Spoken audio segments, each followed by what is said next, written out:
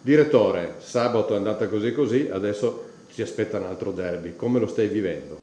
Beh, come ogni derby, le partite si sentono, ovviamente c'è amicizia fra le società, ma ovviamente durante quei 90 minuti c'è quella dose di sano campanilismo che ovviamente fa sentire la partita, insomma.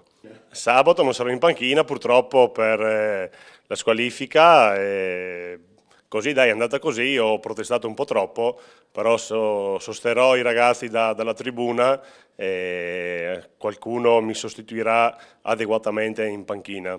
Come hai visto i ragazzi questa settimana? Ma come sempre, hanno lavorato bene, si impegnano, corrono, si danno da fare, ascoltano il mister, quindi stanno facendo quello che devono fare.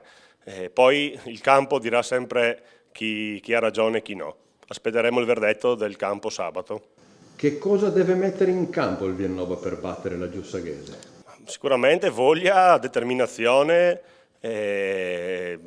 ascoltare, portare in campo quello che il mister ha preparato in settimana e poi ovviamente un derby, come domenica sabato scorso l'abbiamo perso al 90esimo per un episodio, magari questa volta girerà a noi, chi lo sa.